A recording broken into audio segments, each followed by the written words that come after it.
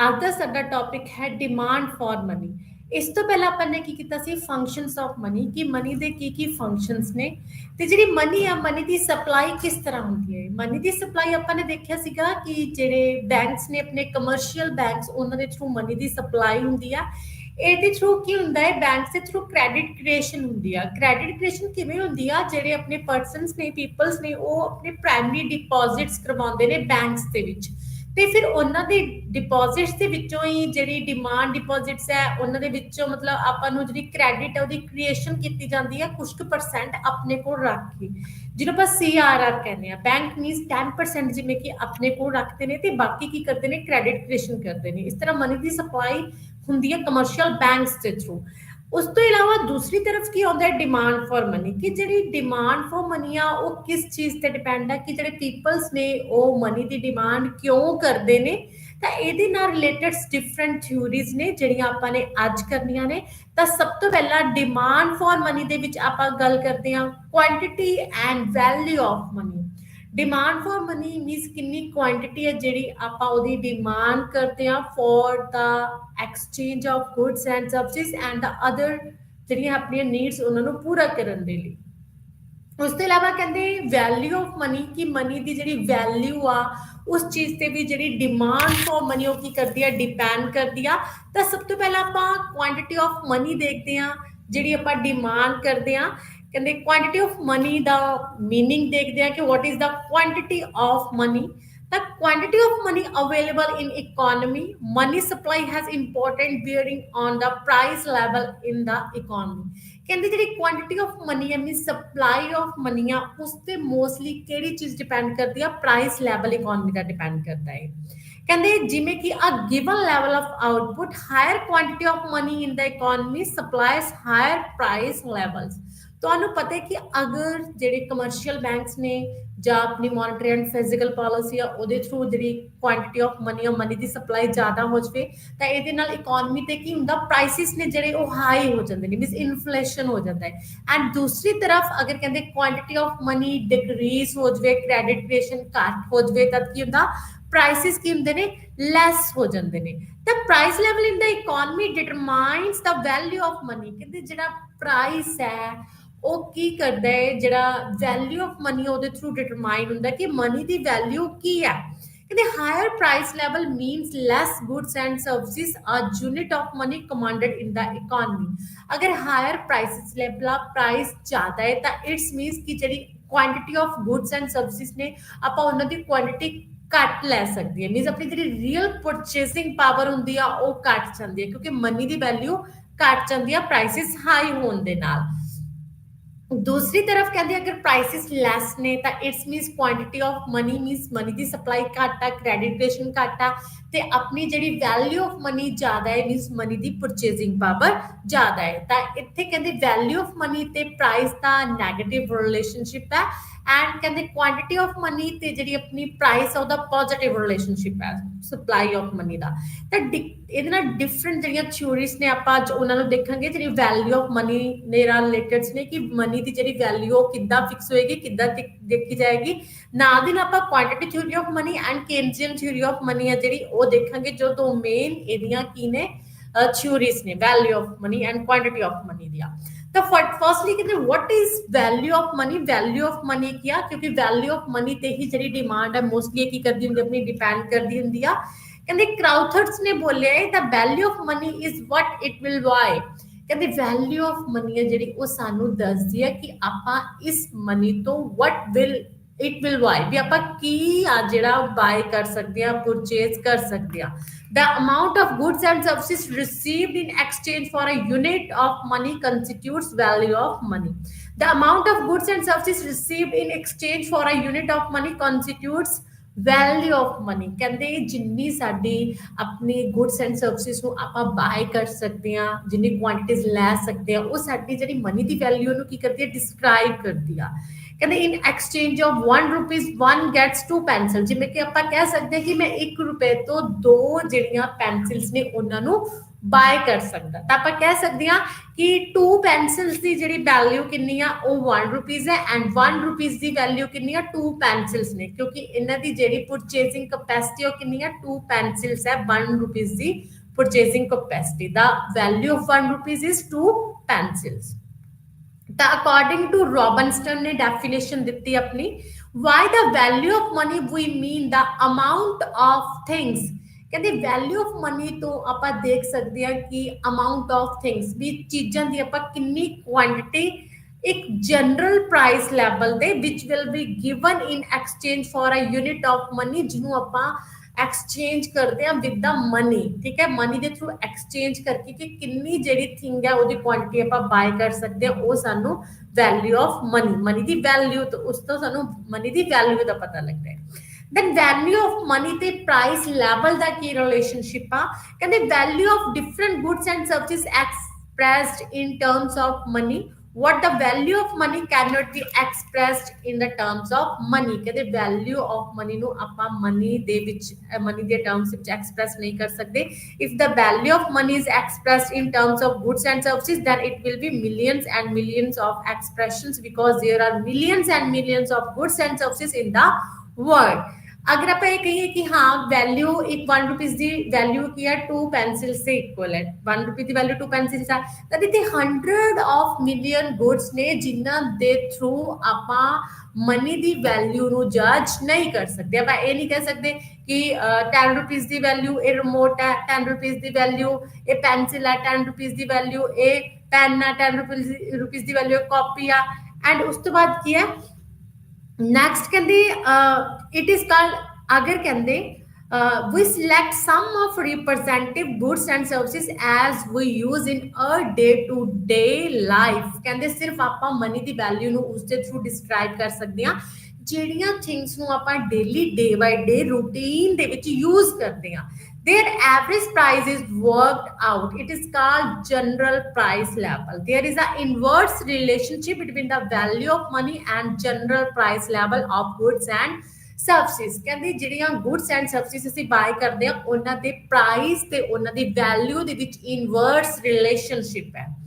ਅਗਰ goods and services ਦੇ price ਜ਼ਿਆਦਾ ਹੋਣਗੇ ਤਾਂ ਇਟਸ ਮੀਨਸ ਮਨੀ ਦੀ ਵੈਲਿਊ ਕੀ ਹੈ ਘੱਟ ਹੈ। अगर गुड्स एंड सर्विसेज के प्राइस घट होंगे तो इट्स मीन्स भी वैल्यू ऑफ मनी की है ज्यादा है। तद आप किदा देख सकते हैं value equal to 1 divide by price. जो 1 नो प्राइस के नाल डिवाइड करांगे तो वो वैल्यू ऑफ मनी दे की होएगा इक्वल होएगा। तो इरविंग फिशर कह रहे ने the purchasing power of money is the reciprocal of the level of prices so that supply of purchasing power of money is identical with the supply of price level। then us to baad theories of value of money means quantities theory of value of money। ठीक है, quantity theory of money दियां कहते mostly theories of value of money studies how value of money is determined as the reciprocal of price level। two important theories ने quantity theory of money दियां। the first is the ਜਿਹੜੀ value of money ਦੇ two main theories ਨੇ ਜੋ ਆਪਾਂ ਨੇ ਅੱਜ ਕਰਨੀਆਂ ਨੇ। first is the quantity theory of money and the second is the Keynesian theory of money। ਸਭ ਤੋਂ ਪਹਿਲਾਂ ਆਪਾਂ quantity theory of money ਪੜਾਂਗੇ, ਉਸ ਤੋਂ ਬਾਅਦ ਆਪਾਂ Keynesian theory of money ਪੜਾਂਗੇ। ਤਾਂ quantity theory of money ਕੀ ਹੈ? And the quantity theory of money is the oldest theory of determination of value of money। ये सब तो पुरानी theory है जिदे विच आपां value of money नु describe कर सकते हैं दे थ्रू। कहंदे इनु propound कीता सी 1566 दे विच फ्रेंच इकोनॉमिस्ट ने जिदा नाम सीगा जीन बॉडेन। कहंदे इस तो बाद इनु फर्दर एलैबोरेट कीता सी इटालियन इकोनॉमिस्ट ने जिदा नाम है देवनचट्टी इन 1588 दे विच। जो इंग्लिश इकोनॉमिस्ट सीगा उन्हें 1691 ਦੇ ਵਿੱਚ ਇਹਨੂੰ ਫਰਦਰ ਫੇਰ ਐਲੈਬੋਰੇਟ ਕੀਤਾ ਸੀ ਜਿਹਦਾ ਨਾਮ ਹੈ ਜੌਨ ਲੌਕ। ਐਂਡ ਉਸ ਤੋਂ ਬਾਅਦ ਕਹਿੰਦੇ ਇਹਨੂੰ ਆਪਣੇ ਜਿਹੜੇ 20th ਸੈਂਚੁਰੀ ਦੇ ਵਿੱਚ ਕਹਿੰਦੇ ਡੀਲ ਇਹਦੇ ਨਾਲ ਕੀਤੀ ਸੀਗੀ ਆਪਣੇ ਇਕਨੋਮਿਸਟ ਨੇ ਲਾਈਕ ਇਰਵਿੰਗ ਫਿਸ਼ਰ ਨੇ and Marshall Pigou Robinson and Milton Friedman has put it to modern quantity theory. ਉਹਨਾਂ ਨੇ ਇਹ ਥਿਊਰੀ ਨੂੰ ਮਾਡਰਨ ਕੁਆਂਟੀਟੀ ਥਿਊਰੀ ਦੇ ਵਿੱਚ फॉरवर्ड किया सीगा। कहते क्वांटिटी थ्योरी ऑफ मनी सानू की दसदी आ इना जेडे है अपने economist ਇਹਨਾਂ ਦੇ through, there is a direct and proportional relationship between the quantity of money and general price level। ਇਹ ਸਾਰੇ ਇਕਨੋਮਿਸਟ ਸਾਨੂੰ ਕਹਿੰਦੇ ਨੇ ਕਿ ਜਿਹੜੀ ਆਪਣੀ ਕੁਆਂਟੀਟੀ ਥਿਊਰੀ ਆਫ ਮਨੀ ਦੇ ਵਿੱਚ ਕਹਿੰਦੇ ਜਿਹੜੀ ਆਪਣੀ ਮਨੀ ਦੀ ਕੁਆਂਟੀਟੀ ਹੈ ਤੇ ਪ੍ਰਾਈਸ ਆ ਇਹਨਾਂ ਦੇ ਵਿੱਚ ਡਾਇਰੈਕਟ ਰਿਲੇਸ਼ਨਸ਼ਿਪ ਹੈ। ਐਂਡ ਕਹਿੰਦੇ ਜਿਹੜੀ ਆਪਣੀ ਪ੍ਰਾਈਸ ਹੈ relationship between the quantity of money and value of money ਦੇ ਵਿੱਚ ਕੀ ਹੈ ਇਨਵਰਸ ਰਿਲੇਸ਼ਨਸ਼ਿਪ ਹੈ। ਇਨਵਰਸ ਰਿਲੇਸ਼ਨਸ਼ਿਪ ਹੈ quantity of money and value of money and positive relationship ਹੈ quantity of money and price ਦੇ ਵਿੱਚ। ਤਾਂ ਆਪਾਂ ਦੇਖਦੇ ਹਾਂ ਕਹਿੰਦੇ the theory tells with every increase in quantity of money ਕਿ ਅਗਰ ਆਪਣੀ ਇਕੋਨਮੀ ਦੇ ਵਿੱਚ ਮਨੀ ਦੀ ਕੁਆਂਟੀਟੀ ਇਨਕਰੀਜ਼ ਹੁੰਦੀ ਆ ਮੀਨਸ ਕਮਰਸ਼ੀਅਲ ਬੈਂਕਸ ਦੇ ਥਰੂ ਪੈਸੇ ਦੀ ਮਨੀ ਦੀ ਸਪਲਾਈ ਜ਼ਿਆਦਾ ਹੁੰਦੀ ਹੈ ਕ੍ਰੈਡਿਟ ਕ੍ਰੀਏਸ਼ਨ ਜ਼ਿਆਦਾ ਹੁੰਦੀ ਹੈ ਤਾਂ ਇਹਦੇ ਨਾਲ ਕੀ ਆ ਪ੍ਰਾਈਸ ਦੇ ਵਿੱਚ ਵੀ ਉਨਾ ਹੀ ਜ਼ਿਆਦਾ ਕੀ ਹੁੰਦਾ ਹੈ ਇਨਕਰੀਜ਼ ਹੁੰਦਾ ਕਿਉਂਕਿ ਜਦ ਮਨੀ ਦੀ ਸਪਲਾਈ ਜ਼ਿਆਦਾ ਤਾਂ ਸਾਰੇ ਪਰਸਨਸ ਦੇ ਹੱਥਾਂ ਦੇ ਵਿੱਚ ਕੀ ਆਏਗੀ ਮਨੀ ਜ਼ਿਆਦਾ ਆਏਗੀ तो ਉਹੀ ਮਨੀ ਦੇ ਥਰੂ ਕੰਜ਼ੰਪਸ਼ਨ ਜ਼ਿਆਦਾ ਕਰਨਗੇ ਮੀਨਸ ਐਗਰੀਗੇਟ ਡਿਮਾਂਡ ਜ਼ਿਆਦਾ ਹੋਏਗੀ ਜਦੋਂ ਐਗਰੀਗੇਟ ਡਿਮਾਂਡ ਜ਼ਿਆਦਾ ਹੋਏਗੀ ਤਦ ਕੀ ਆ ਪ੍ਰਾਈਸਿਸ ਹਾਈ ਹੋਣਗੀਆਂ ਅਗਰ ਕੁਆਂਟੀਟੀ ਆਫ ਮਨੀ ਘੱਟ ਹੈ ਤਾਂ ਇਟਸ ਮੀਨਸ ਕਿ ਆਪਣੀ ਜਿਹੜੀ ਪ੍ਰਾਈਸ ਆ ਉਹ ਘਟੇਗੀ ਕਿਉਂਕਿ ਇਹਦਾ ਐਗਰੀਗੇਟ ਡਿਮਾਂਡ ਤੇ ਇਫੈਕਟ ਪੈਗਾ ਐਗਰੀਗੇਟ ਡਿਮਾਂਡ ਘਟੇਗੀ ਤੇ ਜਿਹੜੀ ਆਪਣੀ ਹੈ ਪ੍ਰਾਈਸ ਉਹ ਵੀ ਘਟੇਗਾ। ਤਦ ਕਹਿੰਦੇ ਇਸ ਤੋਂ ਇਲਾਵਾ ਜਿਹੜਾ ਹੈ ਆਪਣਾ ਇਹਦੇ ਨਾਲ ਇਨਵਰਸ ਰਿਲੇਸ਼ਨਸ਼ਿਪ ਹੈ ਵੈਲਿਊ ਆਫ ਮਨੀ ਦਾ ਅਗਰ ਕਹਿੰਦੇ ਕੁਆਂਟੀਟੀ ਆਫ ਮਨੀ ਇਨਕਰੀਜ਼ ਹੋਣ ਦੇ ਨਾਲ ਪ੍ਰਾਈਸ ਦੇ ਵਿੱਚ ਇਨਕਰੀਜ਼ ਹੋਏਗਾ ਤਾਂ ਪ੍ਰਾਈਸ ਦੇ ਵਿੱਚ ਇਨਕਰੀਜ਼ ਹੋਣ ਦੇ ਨਾਲ ਜਿਹੜੀ ਵੈਲਿਊ ਆਫ ਮਨੀ ਉਹ ਘਟੇਗੀ ਮੀਨਸ ਪਹਿਲਾਂ ਅਸੀਂ 10 ਰੁਪੀਸ ਤੇ 2 ਬਿਸਕਿਟ ਦੇ ਪੈਕੇਟ ਲੈ ਸਕਦੇ ਸੀਗੇ ਹੁਣ ਕੀ ਆ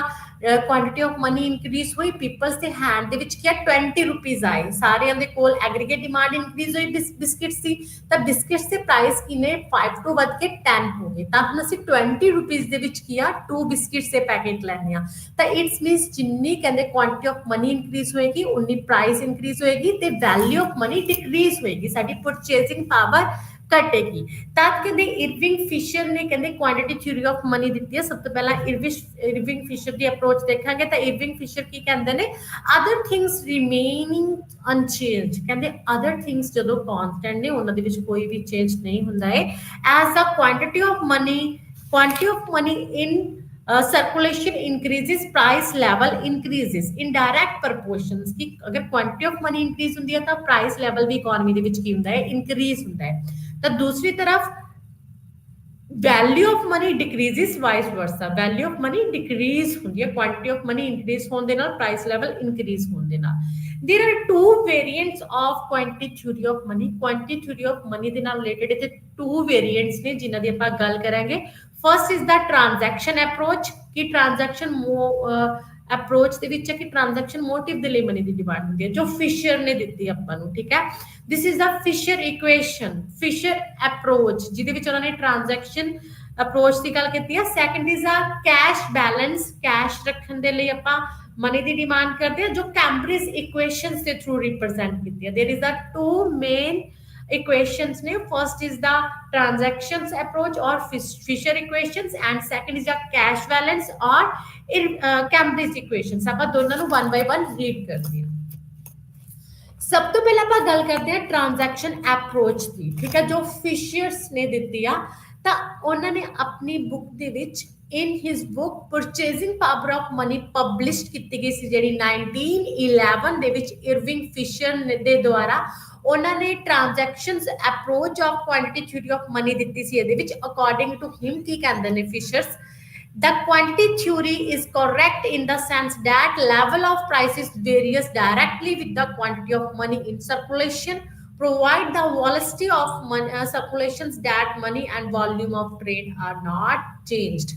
ਕਹਿੰਦੇ ਜਿਹੜੀ ਆਪਣੀ ਕੁਆਂਟੀਟੀ ਆਫ ਮਨੀ ਅਤੇ ਪ੍ਰਾਈਸਿਸ ਆ ਉਹਨਾਂ ਦੇ ਵਿੱਚ ਡਾਇਰੈਕਟ ਰਿਲੇਸ਼ਨਸ਼ਿਪ ਹੈ ਤੇ ਕੁਆਂਟੀਟੀ ਆਫ ਮਨੀ ਕਿਸ ਚੀਜ਼ ਤੇ ਡਿਪੈਂਡ ਕਰਦੀ ਹੈ circulations of money means velocity of money ਕਿ ਮਨੀ ਸਰਕੂਲੇਸ਼ਨਸ ਦੇ ਵਿੱਚ ਕਿੰਨੀ ਹੈ ਕ੍ਰੈਡਿਟ ਕ੍ਰੀਏਸ਼ਨ ਕਿੰਨਾ ਹੈ ਐਂਡ ਦੂਸਰਾ ਵੋਲੈਸਿਟੀ ਆਫ ਮਨੀ ਕਿੰਨੀ ਹੈ ਕਿ ਮਨੀ ਜਿਹੜੀ ਆਪਾਂ ਨੂੰ ਮਿਲਦੀ ਆ ਉਹ ਕਿੰਨੇ ਹੈਂਡਸ ਦੇ ਵਿੱਚ ਮੂਵ ਕਰਦੀ ਆ ਕਿੰਨੇ ਟਾਈਮਸ ਮਨੀ ਜਿਹੜੀ ਉਹਦੇ ਥਰੂ ਇਨਕਮ ਹੈ ਡਿਫਰੈਂਟ ਪਰਸਨ ਦੀ ਇਨਕਰੀਜ਼ ਹੁੰਦੀ ਆ ਤਾਂ ਉਸ ਚੀਜ਼ ਤੇ ਡਿਪੈਂਡ ਕਰਦੀ ਆ ਆਪਣੀ ਜਿਹੜੀ प्राइस है तो उस तो बाद कहते फिशर ने बोलिया demand for money is made for transaction motive ਕਹਿੰਦੇ ਫਿਸ਼ਰ ਨੇ ਬੋਲਿਆ ਕਿ ਜਿਹੜੀ ਮਨੀ ਦੀ ਡਿਮਾਂਡ ਆ ਉਸਦਾ ਸਿਰਫ ਇੱਕ ਮੋਟਿਵ ਹੈ, ਉਸਦੇ ਕਰਕੇ ਹੁੰਦੀ ਹੈ, that is a transaction motive. Transactions motive means exchange of goods and services, ਜਿਹਦੇ ਥਰੂ ਮਨੀ ਟ੍ਰਾਂਸਫਰ ਹੁੰਦੀ ਹੈ for the one hand to second person ਦੇ ਹੈਂਡ ਦੇ ਵਿੱਚ। ਆਪਾਂ ਸੈਕਿੰਡ ਪਰਸਨ ਤੋਂ ਗੁੱਡਸ ਐਂਡ ਬਾਈ ਕਰਦੇ ਹਾਂ ਐਂਡ ਸੈਕਿੰਡ ਪਰਸਨ ਫਿਰ ਕਿਸੇ ਹੋਰ ਪਰਸਨ ਤੋਂ ਗੁੱਡਸ ਐਂਡ ਸਰਵਿਸਿਜ਼ ਨੂੰ ਬਾਈ ਕਰਦਾ। This is a transaction motive, ਜਿਹਦੇ ਥਰੂ ਮਨੀ ਦੀ ਸਾਨੂੰ ਡਿਮਾਂਡ ਹੁੰਦੀ ਆ। ਕਹਿੰਦੇ value of money like any other good determined by the demand for and supply of money. ਕਹਿੰਦੀ ਜਿਹੜੀ ਵੈਲਿਊ ਆਫ ਮਨੀ ਉਹ ਕਿਸ ਚੀਜ਼ ਤੇ ਡਿਪੈਂਡ ਕਰਦੀ ਹੈ? ਟੂ ਥਿੰਗਸ ਤੇ ਡਿਪੈਂਡ ਕਰਦੀ ਹੈ। First is the demand for money and second is the supply of money. Supply of money ਜੋ ਕਹਿੰਦੇ ਬੈਂਕਸ ਦੇ ਥਰੂ, ਕ੍ਰੈਡਿਟੇਸ਼ਨ ਦੇ ਥਰੂ, ਮਨੀ ਇਨ ਸਰਕੂਲੇਸ਼ਨ ਦੇ ਥਰੂ ਐਂਡ ਵੋਲੈਸਿਟੀ ਦੇ ਥਰੂ ਕੀਤੀ ਜਾਂਦੀ ਹੈ and demand for money for the transaction motive ਦੇ ਥਰੂ ਕੀਤੀ ਜਾਂਦੀ ਆ। ਕਹਿੰਦੇ ਵੈਲਿਊ ਆਫ ਮਨੀ ਕਹਿੰਦੇ ਕਿਸ ਚੀਜ਼ ਦੇ ਇਕੁਅਲ ਹੋਏਗੀ? ਜਿੱਥੇ ਕਹਿੰਦੇ demand for money equal to supply of money ਹੋਏਗਾ, ਠੀਕ ਹੈ, ਤਦ ਕੀ ਹੈ ਉੱਥੇ demand for money is equal to supply of money. ਤਾਂ ਪ੍ਰਾਈਸ ਲੈਵਲ ਹੈ ਜਿਹੜਾ ਉੱਥੇ ਫਿਕਸ ਕੀਤਾ ਜਾਏਗਾ। ਵੈਲਿਊ ਆਫ ਮਨੀ ਮੀਨਸ ਔਰ ਪ੍ਰਾਈਸ ਲੈਵਲ ਇਕਨੋਮੀ ਦੇ ਵਿੱਚ ਉੱਥੇ ਫਿਕਸ ਹੁੰਦਾ ਜਿੱਥੇ ਵੈਲਿਊ ਆਫ ਮਨੀ ਔਰ ਡਿਮਾਂਡ ਫॉर ਮਨੀ ਕੀ ਆ ਉਹ ਇਕੁਅਲ ਹੁੰਦੀ ਆ। ਤਾਂ ਇੱਥੇ ਤੁਸੀਂ ਦੇਖ ਸਕਦੇ ਹੋ ਇਕੁਏਸ਼ਨਸ ਦਿਖਾਈ ਆਪਣੀ ਫਿਸ਼ਰ ਦੀ। ਪਹਿਲਾਂ ਬੇਸਿਕ ਅਜ਼ੰਪਸ਼ਨਸ ਨੇ ਉਹਨਾਂ ਦੀ ਗੱਲ ਬਾਅਦ ਚ ਕਰਦੇ ਆ। ਸਭ ਤੋਂ ਪਹਿਲਾਂ ਆਪਾਂ ਅਪਰੋਚ ਤੇ ਜਾਂਦੇ ਆਪਣੀ ਫਿਸ਼ਰ ਇਕੁਏਸ਼ਨਸ ਤੇ ਜਾਂਦੇ ਆ। ਤਾਂ ਉੱਥੇ ਲਿਖਿਆ ਹੈ ਤੁਸੀਂ ਦੇਖ ਸਕਦੇ ਹੋ ਉੱਪਰ PT is equal to MB plus M ਦਾ ਡੈਸ਼ V ਦਾ ਡੈਸ਼। ਤਾਂ ਹੁਣ ਅਸੀਂ ਦੇਖਦੇ ਕਿ what is PT and MB ਔਰ M ਦਾ ਡੈਸ਼ ਐਂਡ V ਦਾ ਡੈਸ਼। ਇਸ ਤੋਂ ਦੇਖੋ ਸਭ ਤੋਂ ਪਹਿਲਾਂ M is a money in circulation, ਕਹਿੰਦੇ ਜੋ ਵੀ ਮਨੀ ਸਰਕੂਲੇਸ਼ਨ ਦੇ ਵਿੱਚ ਹੈ and V is the velocity of circulation in money, ਕਿ ਜੋ ਮਨੀ ਸਰਕੂਲੇਸ਼ਨ ਦੇ ਵਿੱਚ ਆਈ ਸੀ ਉਹ ਕਿੰਨੇ ਟਾਈਮਸ ਕਿਹੜੀ ਆ ਮੂਵ ਕਰਦੀ ਹੈ, ਉਹਦੀ ਵੋਲੈਸਿਟੀ ਕੀ ਆ। ਐਂਡ ਉਸ ਤੋਂ ਬਾਅਦ M dash total quantity of credit money, ਕਿ ਬੈਂਕਸ ਦੇ ਥਰੂ ਜਿਹੜਾ ਟੋਟਲ ਕ੍ਰੈਡਿਟ ਆ ਉਹ ਮਨੀ ਦਾ ਕਿੰਨਾ ਹੋਇਆ, that is a M dash and V dash ਕੀ ਆ velocity of circulation of credit money, ਜਿਹੜੀ ਮਨੀ ਕ੍ਰੈਡਿਟ ਦੇ ਲਈ ਦਿੱਤੀ ਜਾਂਦੀ ਸੀਗੀ ਉਹਦੀ ਵੋਲੈਸਿਟੀ ਇਨ ਸਰਕੂਲੇਸ਼ਨ ਕਿੰਨਾ ਹੈ, that is a V dash. And T ਕੀ ਆ? T is the total amount of volume of transactions or trade transactions, जो भी total trade transactions ਹੁੰਦੀਆਂ ਨੇ that is the T and P ਕੀ ਆ? P is the price level, okay। and the now ਆਪਾਂ ਇਸ equation ਤੋਂ ਦੇਖ ਸਕਦੇ ਹਾਂ ਜਦੋਂ ਇਹਨੂੰ ਮਲਟੀਪਲਾਈਂਗ ਕਰਾਂਗੇ quantity of money M plus M dash ਨੂੰ V plus V dash ਦੇ ਨਾਲ one gets the total supply of money M V plus M dash V dash ਹੋ ਜਾਏਗੀ at a given time by multiplying the total trade transactions by price। total trade ਨੂੰ ਆਪਾਂ price ਦੇ ਨਾਲ multiply ਕਰਾਂਗੇ then ਕੀ ਆ ਜਾਏਗਾ PT जो है अपना is equal to MB plus M dash V dash is equal to क्या आ जाएगा P is equal to MV plus M dash V dash divide by T। ਤਾਂ ਜੋ ਹੈ P ਦੇ ਨਾਲ T ट्रांजैक्शन टोटल जो है ਆਪਾਂ ਨੂੰ ਉਹਨੂੰ ਆਪਾਂ ਸਰਕੂਲੇਸ਼ਨ ਇਨ ਮਨੀ ਐਂਡ ਆਪਣਾ ਹੈ ਜੋ velocity of money, total circulation in money and total velocity of money ਨਾਲ ਡਿਵਾਈਡ ਕਰਾਂਗੇ ਤਾਂ ਆਪਣਾ ਕੀ ਆ ਗਿਆ ਇਹ ਹੈ ਆਪਣਾ ਪ੍ਰਾਈਸ। ਇਸ ਦੇ ਥਰੂ ਆਪਾਂ ਨੂੰ ਜਿਹੜਾ ਪ੍ਰਾਈਸ ਆ ਉਹ ਡਿਟਰਮੀਨੈਂਟ ਹੋ ਸਕਦਾ ਹੈ। ਤਾਂ ਇੱਥੇ ਇੱਕ ਐਗਜ਼ਾਮਪਲਸ ਵੀ ਦਿੱਤੀ ਹੋਈ ਹੈ ਕਿ ਸਪੋਜ਼ ਕਿ ਜਿਹੜਾ ਆਪਣੇ ਤੇ ਪ੍ਰਾਈਸ ਪਤਾ ਕਰਨਾ ਹੈ, ਵੈਲਿਊ ਆਫ ਮਨੀ ਪਤਾ ਕਰਨੀ ਆ, ਠੀਕ ਹੈ। ਤਾਂ ਤੁਹਾਨੂੰ ਪਤਾ ਹੈ ਕਿ ਵੈਲਿਊ ਆਫ ਮਨੀ ਕੀ ਹੁੰਦਾ ਹੈ 1 ਡਿਵਾਈਡ ਬਾਈ P ਹੁੰਦਾ ਹੈ। ਜਿੰਨਾ ਪ੍ਰਾਈਸ ਹੋਏਗਾ ਉਹਨੂੰ 1 ਨਾਲ ਡਿਵਾਈਡ ਕਰਾਂਗੇ ਤਾਂ ਵੈਲਿਊ ਆਫ ਮਨੀ ਸਾਡੀ ਨਿਕਲ ਆਏਗੀ। ਤਾਂ P is equal to MB plus M ਦਾ ਡੈਸ਼ V ਦਾ ਡੈਸ਼ ਡਿਵਾਈਡ ਬਾਈ T ਹੈ। ਤਾਂ ਇੱਥੇ ਸਾਨੂੰ M ਮਨੀ ਇਨ ਸਰਕੂਲੇਸ਼ਨ ਜਿਹੜਾ ਉਹ ਕਿੰਨਾ ਦਿੱਤਾ ਹੋਇਆ ਹੈ 100 ਦਿੱਤਾ ਹੋਇਆ ਹੈ। ਵੋਲੈਸਿਟੀ ਆਫ ਸਰਕੂਲੇਸ਼ਨ ਕਿੰਨਾ ਦਿੱਤਾ ਹੋਇਆ ਹੈ 8 ਦਿੱਤਾ ਹੋਇਆ ਹੈ। total circulation in money ਦਿੱਤਾ ਹੋਇਆ ਆਪਾਂ ਨੂੰ M dash is equal to 200 and total velocity of money is equal to 4 and total transactions ਕੀ ਨੇ is equal to 400। ਤਾਂ ਪੁੱਟ ਕਰ ਸਕਦੇ ਹੋ ਤੁਸੀਂ ਇਸ ਫਾਰਮੂਲੇ ਦੇ ਵਿੱਚ अपने को आ जाएगा 100 into 8 means M into V plus 200 into 4 M dash V dash ਨੂੰ multiply करेंगे divide by T means 400 करेंगे तो is equal to क्या आ जाएगा 800 plus 800 divide by 400 is equal to 1600 divide by 400 is equal to ₹4। the price कितना fix होया 4 fix होया ਤਾਂ ਮਨੀ ਦੀ ਵੈਲਿਊ ਕਿੱਦਾਂ ਕੱਢ ਸਕਦੇ ਹੋ 1 divide by 4 value of money उस चीज ਦੇ ਹੁੰਦੀ ਹੈ ਤਾਂ value of money is equal to 1 divide by P is equal to 1 divide by 4 ਕਿਉਂਕਿ ਸਾਡਾ 4 ਕੀ ਹੈ ਪ੍ਰਾਈਸ ਹੈ ਤਾਂ ਜਿਹੜੀ ਹੈ ਮਨੀ ਦੀ ਵੈਲਿਊ ਕੀ ਹੈ 1 divide by 4 ਹੈ। ਇਸ ਦੇ ਥਰੂ ਆਪਾਂ ਮਨੀ ਦੀ ਵੈਲਿਊ ਕੈਲਕੂਲੇਟ ਕਰ ਸਕਦੇ ਹਾਂ। ਇਹ ਹੈ ਆਪਣੀ ਫਿਸ਼ਰ ਇਕੁਏਸ਼ਨ। ਤਾਂ ਫਿਸ਼ਰ ਦੇ ਅਕੋਰਡਿੰਗ ਆਪਾਂ ਇਸ ਦੇ ਥਰੂ ਜਿਹੜੀ ਹੈ ਆਪਣੀ ਵੈਲਿਊ ਆਫ ਮਨੀ ਕੱਢ ਸਕਦੇ ਆ ਤੇ ਟ੍ਰਾਂਜੈਕਸ਼ਨ ਮੋਟਿਵ ਦੇ ਲਈ ਸਿਰਫ ਜਿਹੜੀ ਆਪਣੀ ਡਿਮਾਂਡ ਫॉर ਮਨੀ ਆ ਉਹ ਕੀਤੀ ਜਾਂਦੀ ਆ। ਤਾਂ ਇੱਥੇ ਆਪਾਂ ਦੇਖ ਸਕਦੇ ਆ ਆਪਣੇ ਜਿਹੜੇ ਇਰਵਿੰਗ ਫਿਸ਼ਰਸ ਨੇ ਉਹ ਕੀ ਕਹਿੰਦੇ ਨੇ, ਪ੍ਰਪੋਰਸ਼ਨਲ ਰਿਲੇਸ਼ਨਸ਼ਿਪ ਹੈ ਬਿਟਵੀਨ ਦਾ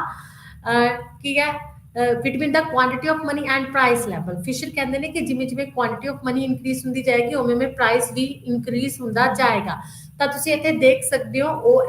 ਐਕਸਿਸ ਤੇ ਕੁਆਂਟੀਟੀ ਆਫ ਮਨੀ ਡਿਮਾਂਡਡ ਲਿੱਤੀ ਹੈ ਕਿ ਕਿੰਨੀ ਮਨੀ ਦੀ ਡਿਮਾਂਡ ਆ for the transaction motive, and OY ਤੇ ਕਿੰਨਾ ਲਿੱਤਾ ਹੋਇਆ ਹੈ, OY ਤੇ ਪ੍ਰਾਈਸ ਲਿੱਤਾ ਹੋਇਆ ਹੈ। ਤਾਂ ਜਿਹੜੀ P ਇਜ਼ ਇਕੁਅਲ ਟੂ ਜਿਹੜੀ ਪ੍ਰਾਈਸ ਹੈ ਉਹ ਕਿਸ ਚੀਜ਼ ਤੇ ਡਿਪੈਂਡ ਕਰਦੀ ਹੈ, M means P is a function of M means जो मनी इन सर्कुलेशन है उस पर डिपेंड करती है प्राइस की मनी की सप्लाई कितनी है। तो 45 डिग्री एंगल तो स्टार्ट हो रही है अपनी, ठीक है। तो तुम इतने देख सकते हो अपवर्ड स्लोपिंग स्ट्रेट लाइन है और जो ओरिजिन तो स्टार्ट हो रही है वो सानू दसदी है there is a direct relationship between the quantity of money जो एक्स एक्सिस से है एंड प्राइस लेवल जो वाई एक्सिस से है। कहते when the quantity of money increases then price level भी इंक्रीजेस। तो तुम देख सकते हो कि फर्स्ट 45 डिग्री एंगल तो बाद एक लाइन है एक्स एक्सिस ਤੇ ਇੱਕ वाई वाई ਤੇ ਜੋ ਸਾਨੂੰ ਦੱਸ ਰਹੀ ਹੈ ਕਿ अगर M1 क्वांटिटी ऑफ मनी है तो P1 की प्राइस है। अगर क्वांटिटी ऑफ मनी इंक्रीज होके M1 तो M2 हो जाती है, पॉइंट्स मेंशन नहीं किए हुए तो तुम देख सकते हो M1 तो M2 जो सेकंड लाइन है मनी इन सर्कुलेशन इंक्रीज हो जाएगी तो दूसरी तरफ प्राइस भी P1 तो P2 ते शिफ्ट हो जाएगा, अबव शिफ्ट हो जाएगा। तो इत्थे किया कहते अपने फिशर दसदे ने there is a direct relationship between the quantity of money and price of commodity, ठीक है। इस अपनी जी फिशर अप्रोच। उस तो बाद concept of supply of money and demand for money in Fisher equations. कहते फिशर इक्वेशंस ਦੇ ਵਿੱਚ ਆਪਣੀ ਕੁਆਂਟੀਟੀ ਆਫ ਮਨੀ ਦੀ ਗੱਲ ਕੀਤੀ ਗਈ ਹੈ। ਕਹਿੰਦੇ ਜਿਹੜੀ ਕੁਆਂਟੀਟੀ ਆਫ ਮਨੀ ਆ ਉਹ ਐਗਰੀਗੇਟ ਮਨੀ ਇਨ ਸਰਕੂਲੇਸ਼ਨ ਨੂੰ ਦੱਸ ਰਹੀ ਹੈ। ਤਾਂ ਉਹਦੇ ਵਿੱਚ ਸਪਲਾਈ ਆਫ ਮਨੀ ਕਿਸ ਚੀਜ਼ ਦੀ ਸਪਲਾਈ ਹੋਏਗੀ, M plus M dash ਜਿਹਦੇ ਵਿੱਚ notes plus coins is equal to M ਹੋਏਗਾ एंड M dash ਸਾਡੇ ਕੋਲ ਕੀ ਹੋਏਗਾ, M dash is the credit money, ठीक है। एंड उस तो बाद वॉलेसिटी ऑफ मनी ਦੇ ਵਿੱਚ ਕੀ ਹੋਏਗਾ, velocity of money is the number of times a unit of money changes hands during a specific period of time कि एक पर्टिकुलर टाइम पीरियड ਦੇ ਵਿੱਚ ਜਿਹੜੀ ਆਪਣੀ ਮਨੀ ਆ ਉਹ ਕਿੰਨੀ ਵਾਰ ਇੱਕ ਹੈਂਡਸ ਤੋਂ ਦੂਸਰੇ ਹੈਂਡਸ ਦੇ ਵਿੱਚ ਟ੍ਰਾਂਸਫਰ ਹੁੰਦੀ ਹੈ। ਫॉर एग्जांपल ਕਹਿੰਦੇ Rahul has 10 rupees in Rahul ਕੋਲ 10 ਰੁਪੀਸ ਨੇ ਤੇ ਰਾਹੁਲ ਨੇ ਉਹ 10 ਰੁਪੀਸ ਕਿਹਨੂੰ ਦਿੱਤੇ, ਰੋਹਨ ਨੂੰ ਦਿੱਤੇ ਕਿਉਂਕਿ ਰੋਹਨ ਤੋਂ ਕੋਈ ਚੀਜ਼ ਨੂੰ ਬਾਏ ਕੀਤਾ। ਤਾਂ ਰੋਹਨ ਨੇ ਉਹ 10 ਰੁਪੀਸ ਨੇ ਜਿਹੜੇ ਉਹ ਸ਼ਾਮ ਨੂੰ ਦਿੱਤੇ ਤਾਂ ਸ਼ਾਮ ਤੋਂ ਕਿਸੇ ਚੀਜ਼ ਨੂੰ ਬਾਏ ਕੀਤਾ ਤੇ ਸ਼ਾਮ ਨੇ ਉਹੀ 10 ਰੁਪੀਸ ਰਾਮ ਨੂੰ ਦਿੱਤੇ ਤਾਂ ਕੀ ਆ ਉਹੀ 10 ਰੁਪੀਸ 4 ਟਾਈਮਸ 4% ਦੇ ਹੈਂਡ ਦੇ ਵਿੱਚ ਗਈ। ਤਾਂ ਮੀਨਸ ਕੀ ਆ ਆਪਣੀ ਜੋ ਮਨੀ ਇਨ ਸਰਕੂਲੇਸ਼ਨ ਹੈ that is a 40 money circulation ਦੇ ਵਿੱਚ ਹੋਈ ਤਾਂ ਕੀ ਆ 10 ਦੇ ਥਰੂ 40 ਮਨੀ ਹੈ ਜਿਹੜੀ ਵੋਲੈਸਿਟੀ ਆਫ ਮਨੀ ਕਿੰਨੀ ਆ 4 ਹੈ। 40 डिवाइड बाय 10, ठीक है। जो ट्रांजैक्शन हुई सी मींस क्रेडिट होया सी दैट इज अ 10 ਤੇ velocity of money is a 40 divide by 10 is equal to ਤਾਂ ਆਪਾਂ ਕੀ ਬੋਲ ਸਕਦੇ ਆ 4। ਤਾਂ ਵੋਲੈਸਿਟੀ ਆਫ ਮਨੀ ਕੀ ਆ 4 ਹੈ। 4 ਟਾਈਮਸ ਜਿਹੜੀ ਆਪਣੀ ਮਨੀ ਆ ਉਹ ਕੀ ਹੋਈ ਹੈ ਇਨਕਰੀਜ਼ ਹੋਈ ਹੈ। ਤਾਂ 4 ਟ੍ਰਾਂਜੈਕਸ਼ਨਸ ਹੋਈਆਂ ਨੇ ਮਨੀ ਦੇ ਵਿੱਚ। ਤਦ ਕਹਿੰਦੇ ਕੀ ਆ ਇਹ ਤੁਹਾਨੂੰ ਪਤਾ ਲੱਗ ਗਿਆ ਕਿ quantity of money M plus M1 means coins plus notes plus credit money and velocity of money is equal to gross national product divided by money in circulation ਦੇ ਥਰੂ ਆਪਾਂ ਕਰ ਸਕਦੇ ਆ MB plus M dash V dash। ਉਸ ਤੋਂ ਬਾਅਦ demand for money ਕਹਿੰਦੇ ਕਿਸ ਚੀਜ਼ ਤੇ ਡਿਪੈਂਡ ਕਰਦੀ ਹੈ, ਇਹ ਤਾਂ ਸੀਗੀ ਆਪਣੀ ਸਪਲਾਈ ਆਫ ਮਨੀ, ਠੀਕ ਹੈ। ਐਂਡ ਡਿਮਾਂਡ ਫॉर ਮਨੀ ਕਹਿੰਦੇ ਟ੍ਰੇਡ ਟ੍ਰਾਂਜੈਕਸ਼ਨਸ ਮੋਟਿਵ ਦੇ ਲਈ ਹੁੰਦੀ ਹੈ ਜਿਹਨੂੰ ਆਪਾਂ T ਦੇ ਨਾਲ ਡਿਨੋਟ ਕਰਦੇ ਆ ਐਂਡ ਪ੍ਰਾਈਸ ਲੈਵਲ ਜਿਹਨੂੰ P ਦੇ ਨਾਲ P ਤੇ ਵੀ ਕਹਿੰਦੇ ਪ੍ਰਾਈਸ ਤੇ ਵੀ ਜਿਹੜੀ ਆਪਣੀ ਮਨੀ ਦੀ ਡਿਮਾਂਡ ਉਹ ਕੀ ਕਰਦੀ ਹੈ ਡਿਪੈਂਡ ਕਰਦੀ ਆ। ਤਾਂ demand for money is equal to P into T, ठीक है। तो डिमांड प्राइस ते ट्रांजैक्शन से डिपेंड कर दे। तो एक साइड की इत्थे P into T that is a demand for money and दूसरी side MB plus M the dash V dash this is a supply of money. तो इत्थे की है demand for money equal to supply of money है। ਤਾਂ assumptions of quantity theory of money ਜਿਹੜੀ ਇਹ ਆਪਾਂ ਨੇ ਲਿਖੀ ਹੈ ਕੁਆਂਟੀਟੀ ਥਿਊਰੀ ਆਫ ਮਨੀ ਉਹਦੀਆਂ ਮੇਨ ਅਜ਼ੰਪਸ਼ਨਸ ਕੀ ਨੇ ਜਿਹੜੀ ਫਿਸ਼ਰਸ ਦੀ ਆਪਣੀ ਇਕੁਏਸ਼ਨ ਸੀ। First is constant ਵੋਲੈਸਿਟੀ of V and V dash. ਕਹਿੰਦੇ ਇਹ ਅਸਿਊਮ ਕੀਤਾ ਗਿਆ ਹੈ ਕਿ ਕਰੰਸੀ ਜਿਹੜੀ ਆਪਣੀ ਹੈ velocity of currency and velocity of credit money ਜਿਹੜੀ ਬੈਂਕਸ ਦੇ ਥਰੂ ਹੈ ਉਹ ਕੀ ਆ ਰਿਮੇਨ ਕਨਸਟੈਂਟ, ਕਿਸੇ ਵੀ ਤਰ੍ਹਾਂ ਦੇ ਨਾਲ ਚੇਂਜ ਨਹੀਂ ਹੁੰਦਾ। Next is a full employment. ਕਹਿੰਦੇ ਯੂਜ਼ੁਅਲ ਸਟੇਟ ਹੈ ਐਜ਼ ਅ ਫੁੱਲ ਇੰਪਲੋਇਮੈਂਟ ਦੀ ਸਿਚੁਏਸ਼ਨ ਪਾਈ ਜਾਂਦੀ ਇਕਨੋਮੀ ਦੇ ਵਿੱਚ। constant trade transactions ਕਹਿੰਦੇ ਇੱਕ particular specific time period ਦੇ ਵਿੱਚ ਜਿਹੜੀਆਂ transaction ਨੇ ਉਹ constant ਨੇ volume of goods services and securities remain constant ਇਹਦੇ ਵਿੱਚ ਕਿਸੇ ਤਰ੍ਹਾਂ ਦਾ transaction ਦੇ ਵਿੱਚ change ਨਹੀਂ ਹੋਏਗਾ and the constant proportional between the M and M dash ਕਹਿੰਦੇ ਇੱਥੇ ਕੀ ਆ ਜਿਹੜਾ ਇਹ ਥਿਊਰੀ ਮੇਨ ਅਸੰਪਸ਼ਨ ਬੇਸਡ ਹੈ ਕਿ ਜਿਹੜੀ ਬੈਂਕਸ ਦੇ ਥਰੂ ਆਪਣੀ ਕੁਆਂਟੀਟੀ ਆਫ ਮਨੀ ਹੈ ਐਂਡ ਜਿਹੜੀ ਮਨੀ ਐਂਡ ਪੁਆਇੰਟਸ ਹੈ प्लस क्रेडिट इक्वेशन है ਉਹਦੇ ਵਿੱਚ ਕਹਿੰਦੇ ਪ੍ਰੋਪੋਰਸ਼ਨਲ ਚੇਂਜ ਹੋ ਰਿਹਾ ਹੈ ਇਕੁਅਲ ਚੇਂਜ ਹੋਇਆ ਹੈ ਦੋਨਾਂ ਦੇ ਵਿੱਚ ਦਿਸ ਇਜ਼ ਦਾ ਬੇਸਿਕ ਅਸੰਪਸ਼ਨਸ ਤੇ ਇਸ ਥਿਊਰੀ ਨੂੰ ਕ੍ਰਿਟਿਸਾਈਜ਼ ਵੀ ਕੀਤਾ ਗਿਆ ਹੈ ਕ੍ਰਿਟਿਸਾਈਜ਼ ਕੀਤਾ ਗਿਆ ਹੈ ਆਪਣੀ ਜਿਹੜੀ ਹੈ ਫਿਸ਼ਰਸ ਥਿਊਰੀ ਕਹਿੰਦੇ ਅ ਸਿੰਪਲ ਡਿਊਰਿਜ਼ਮ ਔਰ लॉजिकल ए लॉजिकल ਜਿਹੜਾ ਹੈ ਥਿਊਰੀ ਨਹੀਂ ਹੈਗੀ ਐਂਡ ਅਨਲਿਸਟਿਕ ਅਸੰਪਸ਼ਨਸ ਇਹਦੇ ਵਿੱਚ ਕਹਿੰਦੇ ਅਨਲਿਸਟਿਕ ਅਸੰਪਸ਼ਨ ਨੇ ਕਿ ਕੁਆਂਟੀਟੀ ਆਫ ਮਨੀ ਕਹਿੰਦੇ ਚੇਂਜ ਹੋ ਸਕਦੀ ਆ ਕਹਿੰਦੇ ਇਹ ਜਿਹੜਾ ਹੈ ਪ੍ਰਾਈਸ ਲੈਵਲ ਉਹ ਵੀ ਚੇਂਜ ਹੋ ਸਕਦਾ ਹੈ ਵੇਰੀਏਬਲਸ ਆਰ ਨਾਟ ਇੰਡੀਪੈਂਡੈਂਟ ਕਹਿੰਦੇ ਜਿਹੜੇ ਵੇਰੀਏਬਲਸ ਨੇ ਉਹ ਇੰਡੀਪੈਂਡੈਂਟ ਨਹੀਂ ਹੁੰਦੇ ਲੂਪ ਸਾਈਡਡ ਹੈ price level is not a passive factor ਕਹਿੰਦੇ ਪ੍ਰਾਈਸ ਲੈਵਲ ਜਿਹੜਾ ਪੈਸਿਵ ਫੈਕਟਰ ਨਹੀਂ ਹੈਗਾ ਇਹ ਰੋਂਗ ਹੈ ਇਹ ਐਕਟਿਵ ਫੈਕਟਰ ਹੈ applicables only in a case of full employment ਇਹਨਾਂ ਨੇ ਬੋਲਿਆ ਕਿ ਸਿਰਫ ਫੁੱਲ ਇੰਪਲੋਇਮੈਂਟ ਦੀ ਸਿਚੁਏਸ਼ਨ ਦੇ ਵਿੱਚ ਹੋਏਗੀ ਲੇਕਿਨ ਫੁੱਲ ਇੰਪਲੋਇਮੈਂਟ ਆਪਣੀ ਇਕਨੋਮੀ ਦੇ ਵਿੱਚ ਫੁੱਲ ਇੰਪਲੋਇਮੈਂਟ ਦੇ ਵਿੱਚ ਨਾਲ ਵੀ ਜਿਹੜੀ ਹੈ ਅਨਇੰਪਲੋਇਮੈਂਟ ਮੋਸਟਲੀ ਹਰ ਇੱਕ ਇਕਨੋਮੀ ਦੇ ਵਿੱਚ ਪਾਈ ਜਾਂਦੀ ਆ it fails to explain trade cycles ਕਹਿੰਦੇ ਇਹਨਾਂ ਨੇ ਪ੍ਰਾਈਸ ਲੈਵਲ ਦੇ ਵਿੱਚ ਚੇਂਜ ਹੋਣ ਦੇ ਨਾਲ ਡਿਮਾਂਡ ਤੇ ਸਪਲਾਈ ਤੇ ਇਫੈਕਟ ਨਹੀਂ ਦੱਸਿਆ ਕਿਉਂਕਿ ਜਿਹੜਾ ਹੈ ਆਪਣਾ ਟ੍ਰੇਡ ਸਾਈਕਲਸ ਦੇ ਵਿੱਚ ਚੇਂਜ ਹੋਣ ਦੇ ਨਾਲ ਵੀ ਮਨੀ ਦੀ ਡਿਮਾਂਡ ਤੇ ਸਪਲਾਈ ਚੇਂਜ ਹੁੰਦੀ ਆ ਇਨਕਨਸਿਸਟੈਂਟ ਹੈ ignore the effect of rate of interest ਇਹਨਾਂ ਨੇ ਰੇਟ ਆਫ ਇੰਟਰਸਟ ਦੀ ਗੱਲ ਹੀ ਨਹੀਂ ਕੀਤੀ ਕਿਉਂਕਿ ਮੋਸਟਲੀ ਜਿਹੜੀ ਰੇਟ ਆਫ ਇੰਟਰਸਟ ਹੈ ਡਿਮਾਂਡ ਉਸ ਚੀਜ਼ ਤੇ ਡਿਪੈਂਡ ਕਰਦੀ ਆ ਕਹਿੰਦੇ ਕਿਉਂਕਿ change in the quantity of money ਵੀ ਚੇਂਜ ਕਿਸ ਦੇ ਥਰੂ ਹੁੰਦੀ ਆ ਰੇਟ ਆਫ ਇੰਟਰਸਟ ਦੇ ਥਰੂ ਤੇ ਰੇਟ ਆਫ ਇੰਟਰਸਟ ਦੇ ਥਰੂ ਇਨਵੈਸਟਮੈਂਟ ਵੀ ਚੇਂਜ ਹੁੰਦੀ ਆ ਇਨਵੈਸਟਮੈਂਟ ਚੇਂਜ ਹੋਣ ਦੇ ਨਾਲ ਇਨਕਮ ਐਂਡ ਇੰਪਲੋਇਮੈਂਟ ਦੇ ਵਿੱਚ ਵੀ ਚੇਂਜ ਹੁੰਦਾ ਹੈ ਫਿਰ ਉਸ ਦੇ ਥਰੂ ਕਾਸਟ ਆਫ ਪ੍ਰੋਡਕਸ਼ਨ ਵੀ ਚੇਂਜ ਹੋਏਗੀ ਤੇ ਕਾਸਟ ਆਫ ਪ੍ਰੋਡਕਸ਼ਨ ਚੇਂਜ ਹੋਏਗੀ ਤਾਂ ਪ੍ਰਾਈਸਿਸ ਵੀ ਚੇਂਜ ਹੋਣਗੀਆਂ ਕਹਿੰਦੇ ਜਿਹੜੇ ਇਹ ਸਰਕਲ ਹੈ ਇਸ ਤਰ੍ਹਾਂ ਚੱਲਦਾ ਹੁੰਦਾ ਲੇਕਿਨ ਇਹਨਾਂ ਨੇ ਇਸ ਦੇ ਵਿੱਚ ਕਿਸੇ ਵੀ ਤਰ੍ਹਾਂ ਦੀ ਗੱਲ ਨਹੀਂ ਕੀਤੀ ਟਿਪੀਕਲ ਇਨ ਮੇਜਰਸ ਵੋਲੈਸਿਟੀ ਇਹਨਾਂ ਨੇ ਬੋਲਿਆ ਕਿ ਵੋਲੈਸਿਟੀ ਇਨ ਸਰਕੂਲੇਸ਼ਨਸ ਤੇ ਮਨੀ ਦੀ ਜਿਹੜੀ ਸਪਲਾਈ ਹੈ ਡਿਪੈਂਡ ਕਰਦੀ ਆ ਲੇਕਿਨ ਵੋਲੈਸਿਟੀ ਨੂੰ ਆਪਾਂ ਮੇਜਰ ਹੀ ਨਹੀਂ ਕਰ ਸਕਦੇ ਮੈਂ ਕਿਸੇ ਫਰਸਟ ਪਰਸਨ ਨੂੰ ਪੈਸੇ ਦਿੱਤੇ ਤਾਂ ਮੈਨੂੰ ਨਹੀਂ ਪਤਾ ਕਿ ਉਹਨੇ ਕਹਾਂ ਕਿਸ ਪਰਸਨ ਦੇ ਕੋਲ ਮੇਰੇ ਪੈਸੇ ਗਏ ਨੇ ਕਿ ਮੇਰੇ 10 ਰੁਪੀਸ ਨੇ ਕਿੰਨੀ ਵੋਲੈਸਿਟੀ ਆਫ ਮਨੀ ਹੈ ਕਿ ਇਨਕਰੀਜ਼ ਕੀਤੀ ਆ I don't know that is why ਕਿ ਆਪਾਂ ਇਹਨੂੰ ਜੱਜ ਨਹੀਂ ਕਰ ਸਕਦੇ ਵੋਲੈਸਿਟੀ ਆਫ ਮਨੀ ਨੂੰ it fails to integrate the theory of value and theory of money it ignores the fact of non monetary factors ਜਿਹੜੇ non monetary factors ਨੇ means ਜੋ politicals and social ਜਿਹੜੇ ਆਪਣੇ ਗਰੁੱਪਸ ਨੇ ਰੀਜਨਲਸ ਉਹਨਾਂ ਦਾ ਵੀ ਇਫੈਕਟ ਪੈਂਦਾ ਹੈ demand and supply of money ਤੇ it measures only cash transactions ਕਹਿੰਦੇ ਇਹਨਾਂ ਨੇ ਲਿਕੁਇਡਿਟੀ ਪ੍ਰੈਫਰੈਂਸ ਦੀ ਗੱਲ ਨਹੀਂ ਕੀਤੀ ਸਪੈਕੂਲੇਟਿਵ ਮੋਟਿਵ ਦੀ ਗੱਲ ਨਹੀਂ ਕੀਤੀ this is the static theory price is the result of income rather than the quantity of money ਕਹਿੰਦੇ ਜਿਹੜਾ ਪ੍ਰਾਈਸ ਹੈ ਉਹ ਇਨਕਮ ਦਾ ਰਿਜ਼ਲਟ ਹੈ ਨਾ ਕਿ ਉਹ ਕੁਆਂਟੀਟੀ ਆਫ ਮਨੀ ਦਾ ਰਿਜ਼ਲਟ ਹੈ ਠੀਕ ਹੈ ਇਹ ਜਿਹੜੀ ਸੀਗੀ ਆਪਣੀ Fisher approach quantity theory of money ਜਿਹਦੇ ਵਿੱਚ ਆਪਾਂ ਨੇ ਡਿਸਕਸ ਕੀਤੀ ਆ now the second approach is cash balance or Cambridge equation ਠੀਕ ਹੈ ਤਾਂ ਡਿਫਰੈਂਟ ਵੇਰੀਐਂਟਸ ਨੇ of cash balance equations different variants की ਆਪਾਂ ਗੱਲ ਕਰਾਂਗੇ ਇੱਥੇ ਮਾਰਸ਼ਲ ਦੀ ਗੱਲ ਕਰਾਂਗੇ ਪੀਕੂ ਦੀ ਗੱਲ ਕਰਾਂਗੇ ਰੌਬਿਨਸਟਨ ਦੀ ਗੱਲ ਕਰਾਂਗੇ ਤਾਂ ਸਭ ਤੋਂ ਪਹਿਲਾਂ ਦੇਖੋ ਵਾਟ ਇਜ਼ ਕੈਸ਼ ਬੈਲੈਂਸ ਕਹਿੰਦੇ many economist of Cambridge University England like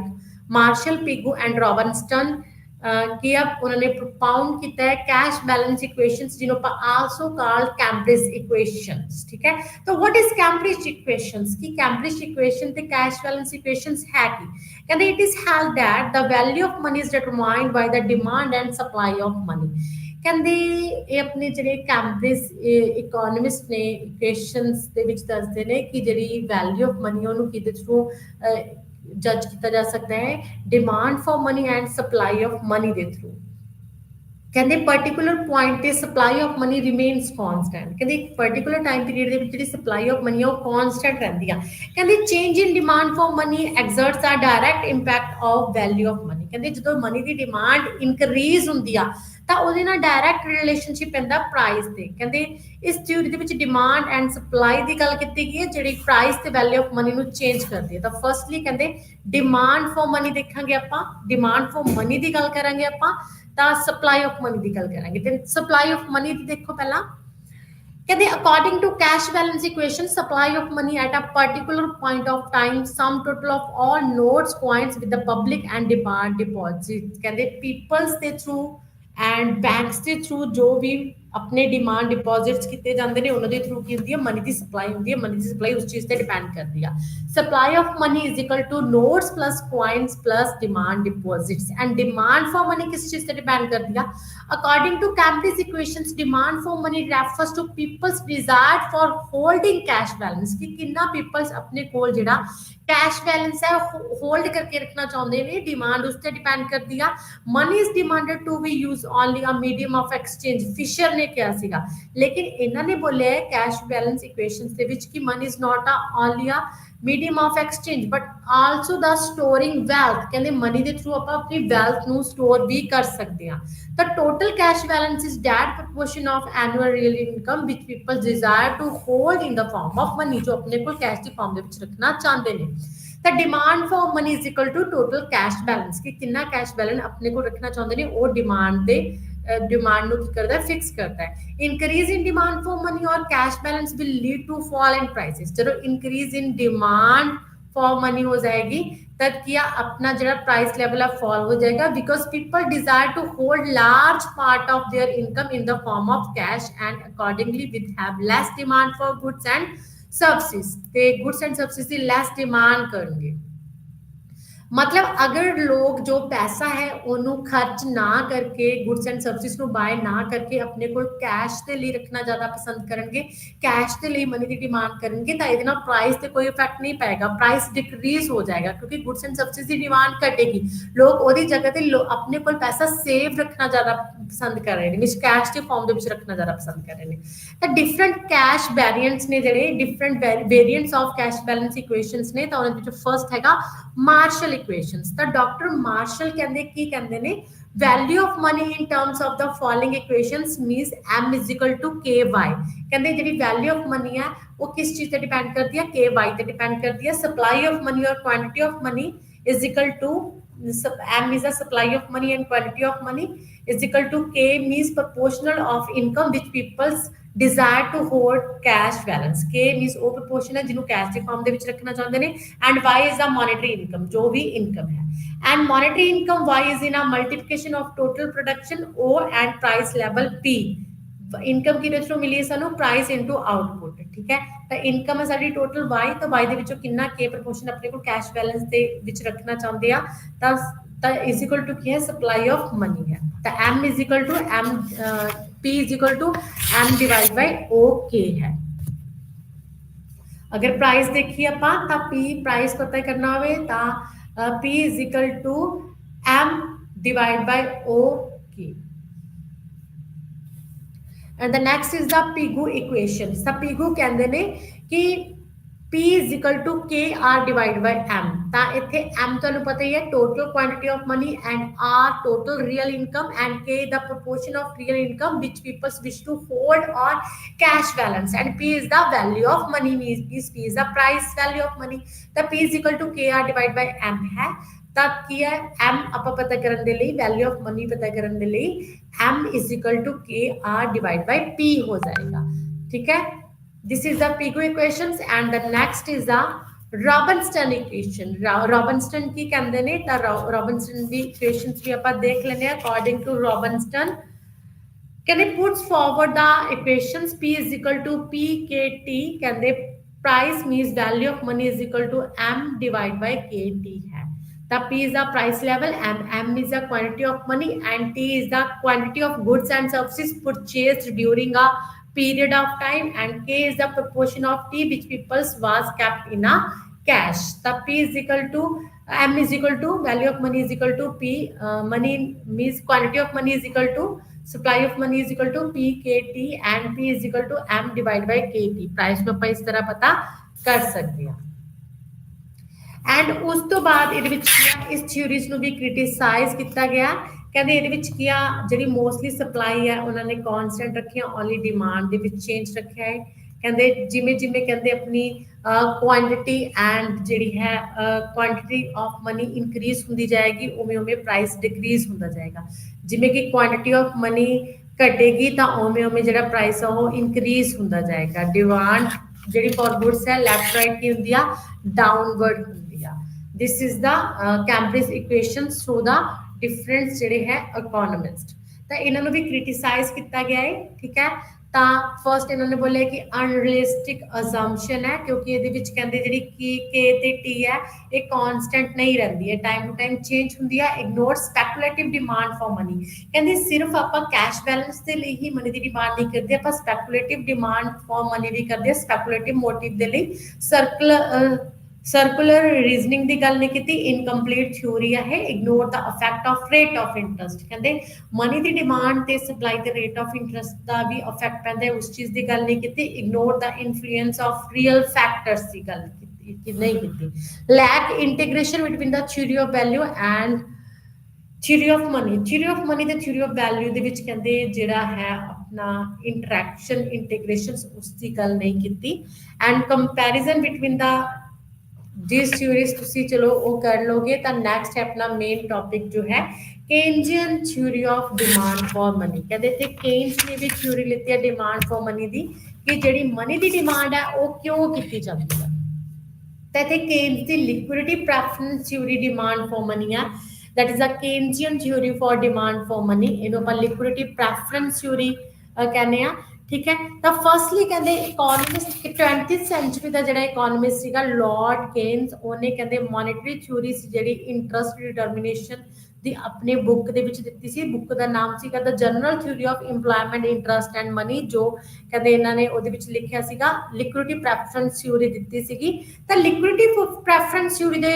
through ਕਹਿੰਦੇ ਕੀ ਆ, interest is the price of the services of money, ਕਹਿੰਦੇ ਇੰਟਰਸਟ ਕੀ ਆ ਪ੍ਰਾਈਸਿਸ ਹੈ services of the money, money ਦੇ ਕਹਿੰਦਾ ਜੋ ਹੈ ਮਨੀ ਦੇ ਥਰੂ ਆਪਾਂ ਨੂੰ ਪ੍ਰਾਈਸਿਸ ਮਿਲਦਾ। ਇਹ ਕੀ ਪ੍ਰਾਈਸਿਸ ਕੀ ਆ, interest. Interest is the monetary phenomenon because it is determined by the demand for and supply of money, ਜਿਹੜਾ interest ਹੈ ਉਸ ਕਿਸ ਦੇ through determine ਹੁੰਦਾ, demand and supply of money। Supply of money depends upon money in circulation and banks deposits in a country, ਕਹਿੰਦੇ supply of money depends ਕਰਦੀ ਆ ਆਪਣੇ money in circulation ਤੇ and bank deposits ਤੇ ਕਿ country ਦੇ ਵਿੱਚ ਕਿੰਨਾ deposit ਹੁੰਦਾ। and demand for money other ਕਹਿੰਦੇ ਰੀਜ਼ਨਸ ਤੇ ਕਰਕੇ ਹੁੰਦੀ ਆ। ਈਚ ਇੰਡੀਵਿਜੂਅਲਸ ਕਹਿੰਦੇ or firm need hard cash for day by day transactions or meetings any exigencies, ਕਹਿੰਦੇ ਹਰ ਇੱਕ ਫਰਮ ਤੇ ਹਾਊਸਹੋਲਡ ਨੂੰ ਡੇ ਬਾਈ ਡੇ ਟ੍ਰਾਂਜੈਕਸ਼ਨਸ ਕਰਨੀਆਂ ਹੁੰਦੀਆਂ ਨੇ, ਇਸ ਦੇ ਲਈ ਉਹਨਾਂ ਨੂੰ ਆਪਣੇ ਕੋਲ ਕੈਸ਼ ਦੇ ਲਈ ਪੈਸਾ ਰੱਖਣਾ ਪੈਂਦਾ ਹੈ। ਕਹਿੰਦੇ peoples need money for their private and business functions are prepare to pay a price of securing the services of money. ਦੂਜੇ ਪਾਸੇ ਕਹਿੰਦੇ ਪੋਜਿਸ ਲਿਕੁਇਡਿਟੀ ਫਾਰਮ ਦੇ ਵਿੱਚ ਕੈਸ਼ ਦੀ ਫਾਰਮ ਦੇ ਵਿੱਚ ਵੀ ਪੀਪਲਸ ਨੇ ਜਿਹੜੇ ਆਪਣੇ ਕੋਲ ਮਨੀ ਰੱਖਣਾ ਪਸੰਦ ਕਰਦੇ ਨੇ, ਕਿਉਂਕਿ ਲਿਕੁਇਡਿਟੀ ਪ੍ਰੈਫਰੈਂਸ ਥਿਊਰੀ ਹੈ ਇਹਦੀ। ਤਾਂ ਕੇਨਸ ਕੀ ਕਹਿੰਦੇ ਨੇ, according to Keynes interest is the reward for parting with liquidity for the specific periods, ਕਹਿੰਦੇ ਇਸ ਦੇ ਵਿੱਚ peoples can hold their wealth in different forms, ਜਿਹੜੇ ਪੀਪਲਸ ਨੇ ਉਹ ਆਪਣੀ ਵੈਲਥ ਨੂੰ ਡਿਫਰੈਂਟ ਫਾਰਮਸ ਦੇ ਵਿੱਚ ਹੋਲਡ ਕਰਕੇ ਰੱਖਦੇ ਨੇ। ਕਹਿੰਦੇ money debentures government securities wealth held in the form of money can be made use of the, ਕਹਿੰਦੇ ਡਿਫਰੈਂਟ ਜਿਹੜੇ ਮੈਥਡਸ ਨੇ ਜਿਹਨਾਂ ਦੇ ਥਰੂ ਮਨੀ ਦੀ ਡਿਮਾਂਡ ਹੁੰਦੀ ਆਪਾਂ ਉਹ ਦੇਖਾਂਗੇ। ਕਹਿੰਦੇ 3 motifs of demand for money ਨੇ ਕੇਨਜ਼ੀਅਨ ਅਪਰੋਚ ਦੇ ਵਿੱਚ, ਕੇਨਸ ਦੇ ਥਰੂ ਕਹਿੰਦੇ ਮਨੀ ਦੀ ਡਿਮਾਂਡ ਦੇ ਲਈ 3 ਮੇਨ ਮੋਟਿਵਸ ਹੁੰਦੇ ਨੇ। 3 ਮੇਨ ਮੋਟਿਵਸ ਦੇ ਕਰਕੇ ਜਿਹੜੀ ਮਨੀ ਦੀ ਡਿਮਾਂਡ ਹੈ ਕੇਨਸ ਕਹਿੰਦੇ ਨੇ ਉਹ ਹੁੰਦੀ ਆ। ਤਾਂ ਉਹ 3 ਮੋਟਿਵ ਕਿਹੜੇ ਕਿਹੜੇ ਨੇ, first is the transaction motive, second is the precautionary motive and third is the speculative motives. ਕਹਿੰਦੇ 3 ਮੋਟਿਵਸ ਦੇ ਕਰਕੇ ਜਿਹੜੀ ਆਪਣੀ ਡਿਮਾਂਡ ਹੁੰਦੀ ਆ ਉਹ ਹੁੰਦੀ ਆ। ਤਾਂ ਆਪਾਂ ਉਹਨਾਂ ਨੂੰ ਦੇਖਦੇ ਆ। ਫਸਟ ਇਜ਼ ਦਾ ਜਿਹੜੀ ਟ੍ਰਾਂਜੈਕਸ਼ਨ ਮੋਟਿਵ ਉਹਦੇ ਕਰਕੇ ਡਿਮਾਂਡ ਹੁੰਦੀ ਹੈ, that is the transaction demand. ਤਾਂ ਇਹਦੇ ਵਿੱਚ ਕੀ ਆ ਕਿ ਟ੍ਰਾਂਜੈਕਸ਼ਨ ਡਿਮਾਂਡ ਮੋਟਿਵ ਦੇ ਲਈ ਡਿਮਾਂਡ ਕਿਉਂ ਹੁੰਦੀ ਹੈ ਮਨੀ ਦੀ, ਕਹਿੰਦੇ people need money to handle their daily transactions,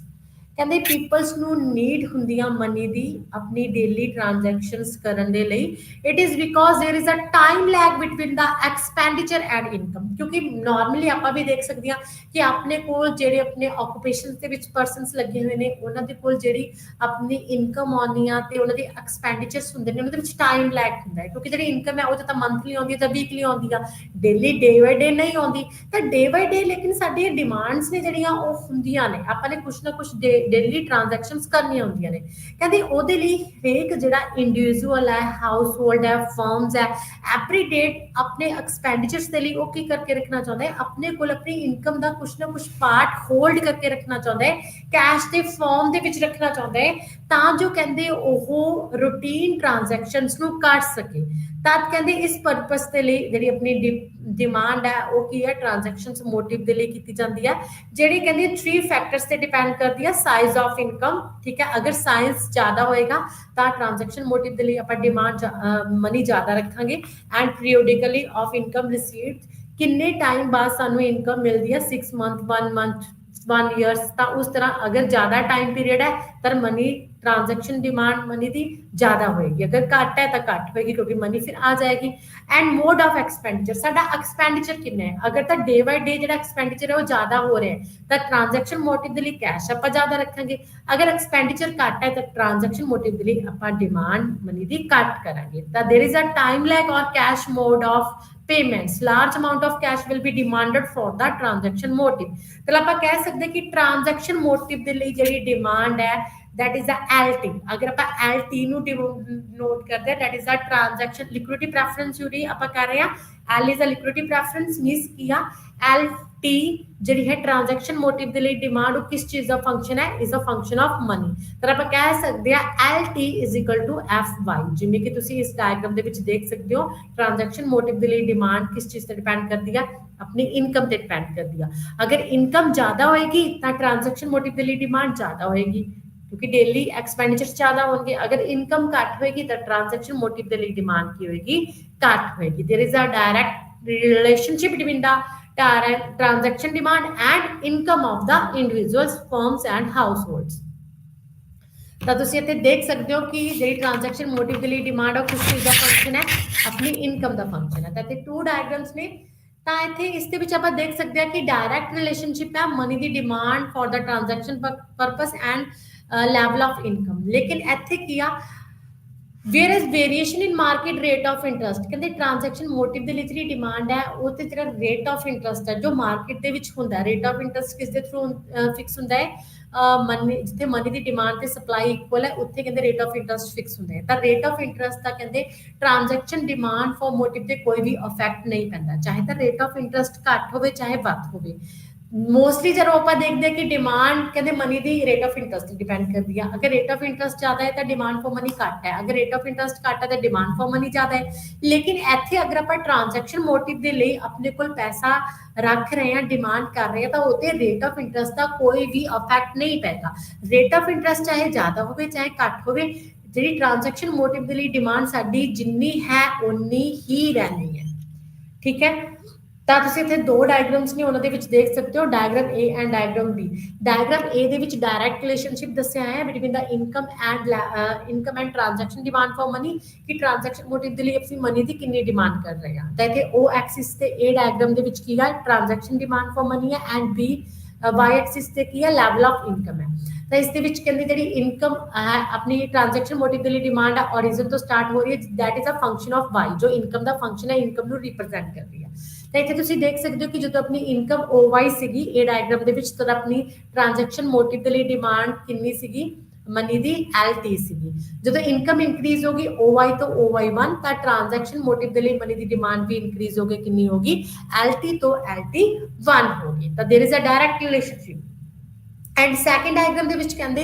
अपनी जिन्नी ट्रांजैक्शन मोटिव के लिए डिमांड है उन्नी ही रहनी है रेट ऑफ इंटरस्ट से इंडिपेंडेंट है रेट ऑफ इंटरस्ट का कोई भी इफेक्ट नहीं है बी डायग्राम के देख सकते हो O X अक्ष से ट्रांजैक्शन डिमांड फॉर मनी है O Y से रेट ऑफ इंटरस्ट है तो जी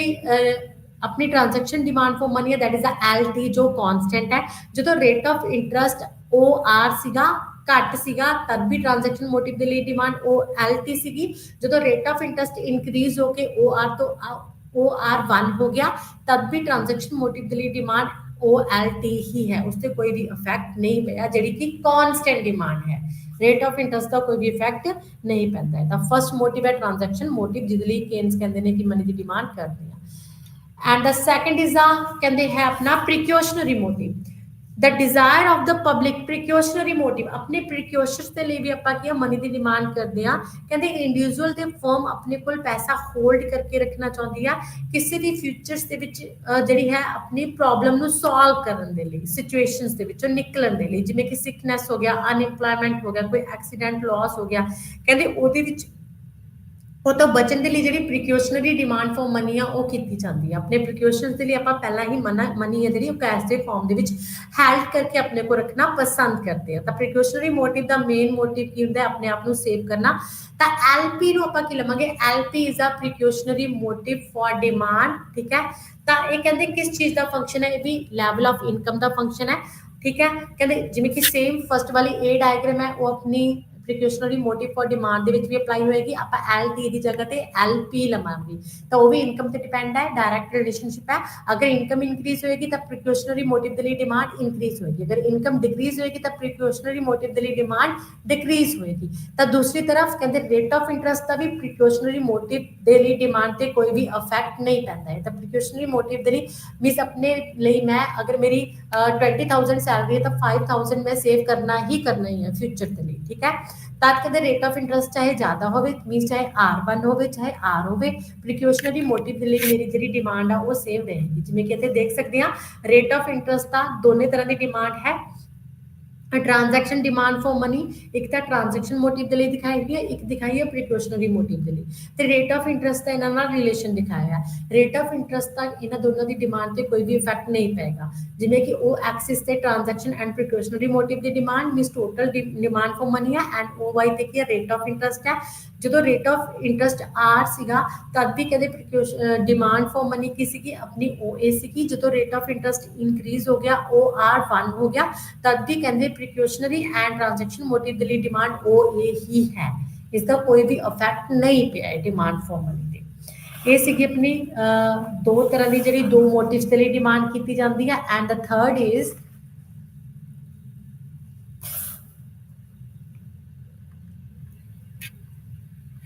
थर्ड इज है स्पैकुलेटिव मोटिव्स और एसिड डिमांड फॉर मनी कहते थर्ड की अपनी स्पैकुलेटिव मोटिव के लिए डिमांड है स्पैकुलेटिव डिमांड भी कह दें आप एसिड्स डिमांड फॉर मनी भी कह दें कहते की है तो तुम देख सकते हो speculative demand for money refers to demand for cash balance for purpose of investment in the money market ਜਦੋਂ ਆਪਾਂ ਮਨੀ ਮਾਰਕੀਟ ਦੇ ਵਿੱਚ ਇਨਵੈਸਟਮੈਂਟ ਕਰਦੇ ਆ ਕਹਿੰਦੇ purchase of bonds and related financial assets ਜਿਵੇਂ ਕਿ ਫਾਈਨੈਂਸ਼ੀਅਲ ਐਸੈਟਸ ਕਿਹੜੇ ਹੋ ਸਕਦੇ ਨੇ ਮਾਰਕੀਟ ਦੇ ਵਿੱਚ ਜਿਵੇਂ ਕਿ ਬੌਂਡਸ ਹੋ ਗਿਆ ਸ਼ੇਅਰਸ ਹੋ ਗਿਆ ਸਿਕਿਉਰਿਟੀਜ਼ ਹੋ ਗਿਆ ਡਿਵੈਂਚਰਸ ਹੋ ਗਿਆ ਆਪਾਂ ਇਹਨਾਂ ਦੇ ਵਿੱਚ ਪੈਸਾ ਇਨਵੈਸਟ ਕਰਦੇ ਆ ਤੇ ਆਪਾਂ ਇਹਨਾਂ ਨੂੰ ਈਜ਼ੀਲੀ ਕੀ ਕਰ ਸਕਦੇ ਆ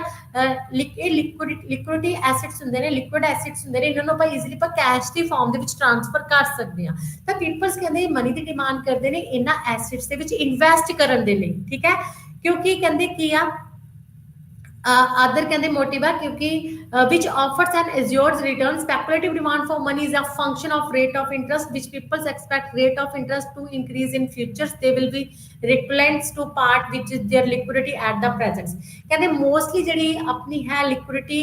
speculative demand for money किस चीज से डिपेंड करती है rate of interest से डिपेंड करती है क्योंकि जे rate of इंटरस्ट ज्यादा है तो स्पैकुलेटिव डिमांड फॉर मनी घट है तो लोग अपने कोल पैसा सेव करके ज्यादा रखेंगे ते ਜਿਹੜੇ ਐਸੈਟਸ ਨੇ ਉਹਨਾਂ ਦੇ ਵਿੱਚ ਘੱਟ ਇਨਵੈਸਟ ਕਰਨਗੇ ਲੇਕਿਨ ਅਗਰ ਰੇਟ ਆਫ ਇੰਟਰਸਟ ਜ਼ਿਆਦਾ ਹੈ ਤਾਂ ਸਪੈਕੂਲੇਟਿਵ ਡਿਮਾਂਡ ਫॉर ਮਨੀ ਘੱਟ ਹੋਏਗੀ ਅਗਰ ਰੇਟ ਆਫ ਇੰਟਰਸਟ ਘੱਟ ਹੈ ਤਾਂ ਸਪੈਕੂਲੇਟਿਵ ਡਿਮਾਂਡ ਫॉर ਮਨੀ ਘੱਟ ਹੋਏਗੀ ਕਿਉਂਕਿ ਲੋਕ ਬੈਂਕ ਦੇ ਵਿੱਚ ਜਮ੍ਹਾਂ ਕਰਾਉਣ ਦੀ ਬਜਾਏ ਐਸੈਟਸ ਦੇ ਵਿੱਚ ਇਨਵੈਸਟ ਕਰਨਗੇ ਕਿਉਂਕਿ ਉਹਨਾਂ ਨੂੰ ਪ੍ਰੋਫਿਟ ਜ਼ਿਆਦਾ ਹੋਏਗਾ ਤਾਂ ਕੀ ਹੈ ਕਹਿੰਦੇ speculative demand for money is a function of rate of interest but there is a inverse relationship between the speculative demand for money and rate of interest जो कि तुसी इस डायग्राम ਦੇ ਵਿੱਚ ਦੇਖ ਸਕਦੇ ਹੋ ਉਹ x एक्सिस ਤੇ speculative demand for money ਲਿੱਤੀ ਹੋਈ ਹੈ and o y ਤੇ rate of interest ਲਿੱਤਾ ਹੋਇਆ ਹੈ ਤਾਂ ਇਹਦੇ ਵਿੱਚ ਜਿਹੜੀ speculative demand for money that is a LS ਜੋ ਕਿ left right downward ਹੈ ਜੋ inverse relationship ਦੱਸ ਰਹੀ ਹੈ between the rate of interest and speculative demand for money जो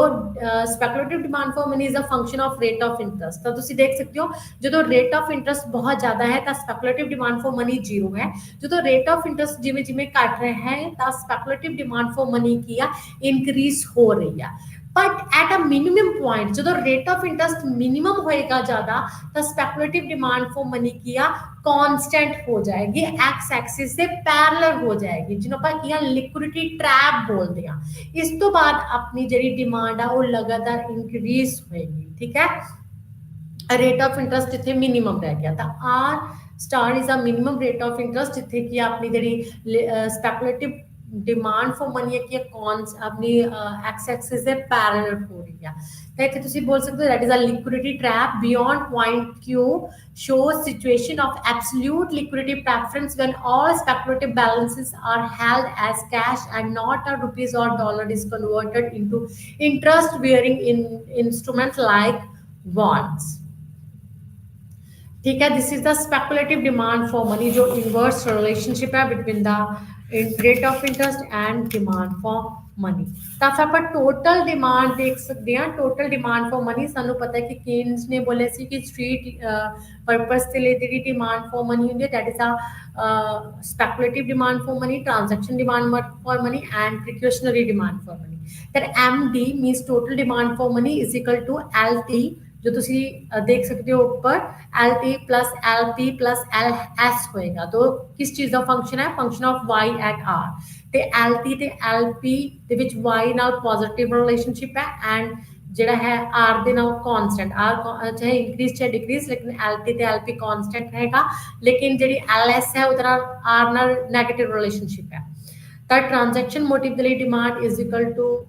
जी है total demand for money LP plus LP and MD is equal to MT plus LS। ਤਾਂ ਤੁਸੀਂ 3 ਡਾਇਗਰਾਮਸ ਦੇਖ ਸਕਦੇ ਹੋ। ਫਰਸਟ ਡਾਇਗਰਾਮ ਦੇ ਵਿੱਚ ਟੋਟਲ ਡਿਮਾਂਡ ਫॉर ਮਨੀ ਜਿਹਦੇ ਵਿੱਚ ਦਿਖਾਈ ਆ ਤਾਂ ਟ੍ਰਾਂਜੈਕਸ਼ਨ ਤੇ ਪ੍ਰੀਕਿਊਸ਼ਨਰੀ ਡਿਮਾਂਡ ਫॉर ਮਨੀ ਦਿਖਾਈ ਹੋਈ ਜਿਹਦੇ ਵਿੱਚ ਰੇਟ ਆਫ ਇੰਟਰਸਟ ਦਾ ਕੋਈ ਵੀ ਇਫੈਕਟ ਨਹੀਂ ਪੈ ਰਿਹਾ। ਇਹ ਵੀ rate of interest means income ਦਾ ਫੰਕਸ਼ਨ ਹੈ ਤੇ ਰੇਟ ਆਫ ਇੰਟਰਸਟ ਦਾ ਡਿਮਾਂਡ ਫॉर ਮਨੀ ਤੇ ਕੋਈ ਵੀ ਇਫੈਕਟ ਨਹੀਂ ਹੈਗਾ। ਤਾਂ ਇਹ ਡਾਇਗਰਾਮ ਦੇ ਵਿੱਚ transaction and precautionary demand for money ਉਹ एक्स एक्सिस ਤੇ ਹੈ ਐਂਡ OY ਤੇ ਰੇਟ ਆਫ ਇੰਟਰਸਟ ਹੈ। ਤਾਂ ਦੋ ਮੋਟਿਵਸ ਦੇ ਲਈ ਜਦੋਂ ਡਿਮਾਂਡ ਹੈ ਸਾਡੀ ਉਹ ਇਹ ਹੀ ਹੈ। ਤਾਂ ਜੋ rate of interest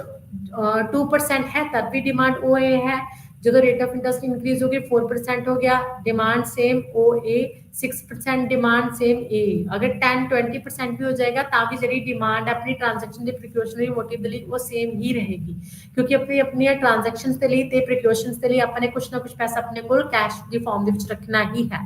and second B is uh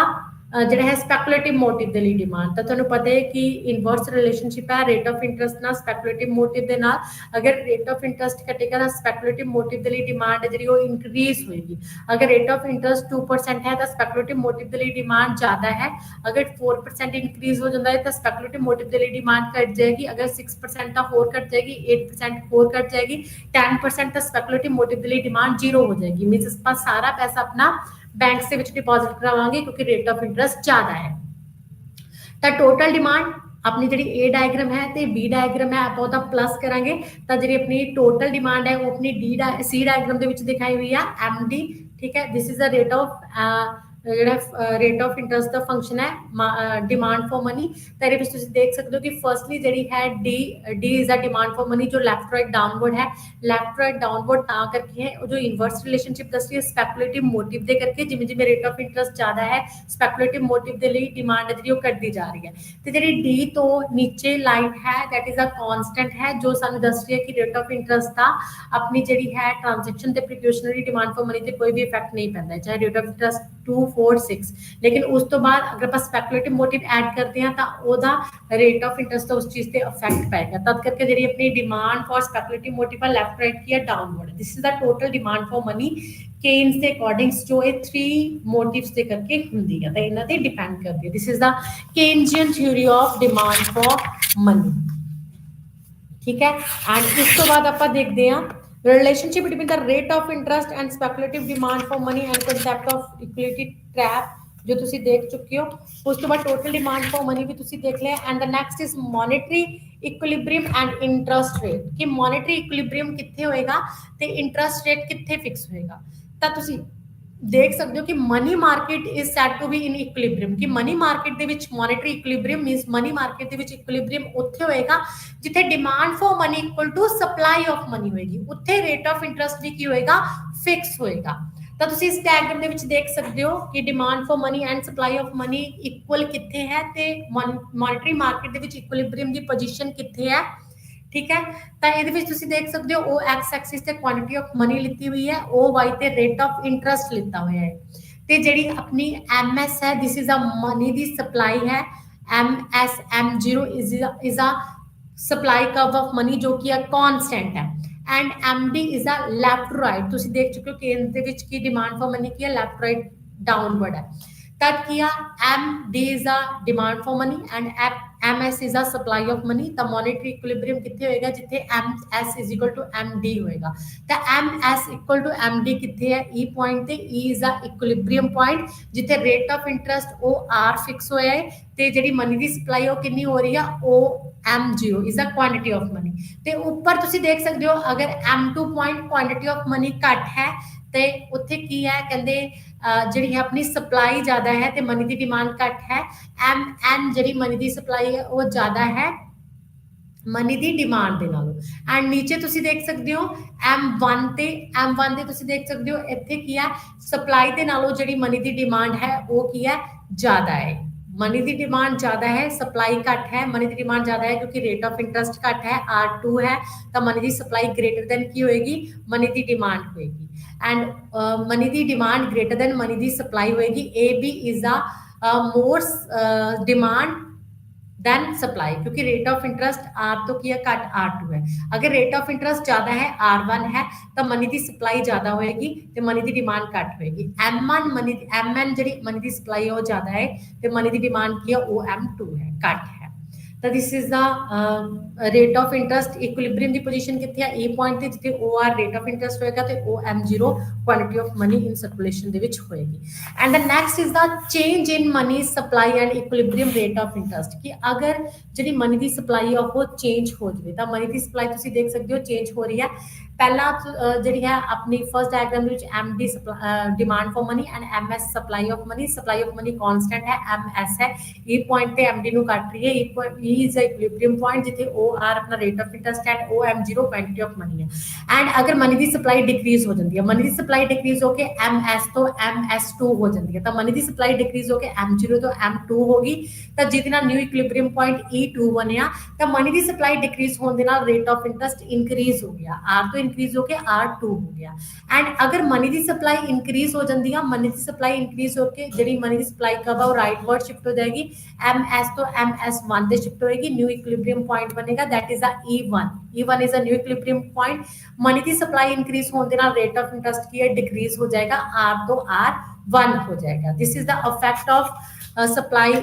ji money की सप्लाई चेंज हो रही है एंड इक्विलिब्रियम जो रेट ऑफ इंटरस्ट वो भी की हो रहा है चेंज हो रहा है। मनी की सप्लाई इंक्रीज होने के रेट ऑफ इंटरस्ट घट तो मनी की सप्लाई डिक्रीज होने के रेट ऑफ इंटरस्ट घट। And the next second diagram है जी अपनी फिगर 7 वो कहते change in demand for money and liquidity preference दिखाया हुआ है। कहते ये किया supply of money remaining unchanged कहते सप्लाई ऑफ मनी है जी वो अनचेंज्ड है वो कांस्टेंट है मींस जी SM है this is a supply of money and liquidity preference will raise the rate of interest कहते जी लिक्विडिटी प्रेफरेंस है लिक्विडिटी डिमांड फॉर मनी है वो थ्रू रेट ऑफ इंटरस्ट किया चेंज हो रहा है। मान लो कहते पहला first initial rate of interest अपना L1 है जो जी सप्लाई ऑफ मनी नु P पॉइंट ते कट कर रहा है तो उत्थे की यार OR rate of interest and money की सप्लाई OM है। अगर लिक्विडिटी प्रेफरेंस दे जी मनी की डिमांड है वो इंक्रीज हो रही है LP तो LP1 हो रही है मींस L3 हो रही है तो P1 is a equilibrium point जिथे डिमांड इंक्रीज हो गया L1 तो L3 होगी लिक्विडिटी प्रेफरेंस के लिए तो रेट ऑफ इंटरस्ट भी R तो इंक्रीज होके R1 हो जाएगा। अगर लिक्विडिटी जी डिमांड फॉर मनी है डिक्रीज हो रही है मींस L1 तो L2 डाउनवर्ड शिफ्ट हो रही है तो न्यू इक्विलिब्रियम पॉइंट P2 हो रहा है ताकि रेट ऑफ इंटरस्ट भी अपना कट जाएगा R तो कट के R2 हो जाएगा। This is the change in demand for money और द लिक्विडिटी प्रेफरेंस और रेट ऑफ इंटरस्ट। ये सी अपनी केन्जियन डिमांड जी लिक्विडिटी प्रेफरेंस थ्योरी है तो इस तो बाद इन्हों क्रिटिसाइज भी किया गया है। तो आज के टॉपिक के विच आपने की देखा है सब तो पहला आपने जी है क्वांटिटी थ्योरी ऑफ मनीज देखिया ने तो जी वैल्यू ऑफ मनी है वो किस चीज़ से डिपेंड करती है अपनी क्वांटिटी ऑफ मनी से डिपेंड करती है। क्वांटिटी ऑफ मनी के मोस्टली आपने जी टू इक्वेशंस देखिए ने, टू थ्योरीज देखिए ने। First is the quantity theory of money and second is the Keynesian theory. Quantity theory of money ਦੇ ਵਿੱਚ ਫਿਸ਼ਰ ਅਪਰੋਚ ਦੇਖਿਆ ਐਂਡ ਕੈਂਬਰਿਜ ਅਪਰੋਚ ਦੇਖਿਆ, ਤੇ ਉਸ ਤੋਂ ਬਾਅਦ ਕੈਂਬਰਿਜ ਅਪਰੋਚ ਦੇ ਵਿੱਚ ਆਪਾਂ ਨੇ 3 ਜਿਹੜੇ ਵੇਰੀਐਂਟਸ ਨੇ ਉਹ ਦੇਖੇ ਨੇ, Marshall equations, Pigou equations and Robinson equations. ਉਸ ਤੋਂ ਬਾਅਦ Keynesian theory of demand for money, ਜਿਹਨੂੰ ਲਿਕੁਇਡਿਟੀ ਪ੍ਰੈਫਰੈਂਸ ਥਿਊਰੀ ਕਹਿੰਦੇ ਆ, ਉਹਦੇ ਵਿੱਚ 3 ਮੋਟਿਵਸ ਦੇ ਲਈ demand, transaction, precautionary and speculative demand for money. ਤੇ ਉਸ ਤੋਂ ਬਾਅਦ ਜਿਹੜਾ ਮੋਨੇਟਰੀ ਇਕੁਇਲਿਬ੍ਰੀਅਮ ਹੈ, ਜਿੱਥੇ demand for money and supply of money ਕੀ ਆ ਇਕੁਅਲ ਹੈ, ਉਹ ਦੇਖਿਆ ਹੈ, ਤੇ ਕਿਸ ਤਰ੍ਹਾਂ ਰੇਟ ਆਫ ਇੰਟਰਸਟ ਚੇਂਜ ਹੁੰਦਾ ਹੈ ਥਰੂ ਦਾ ਸਪਲਾਈ ਦੇ ਵਿੱਚ ਇਨਕਰੀਜ਼ ਐਂਡ ਡਿਕਰੀਜ਼ ਦੇ ਥਰੂ। ਇਹ ਸੀ ਆਪਣਾ ਅੱਜ ਦਾ ਟੌਪਿਕ ਜੋ ਇੱਥੇ ਹੀ ਖਤਮ ਹੁੰਦਾ ਹੈ। ਧੰਨਵਾਦ।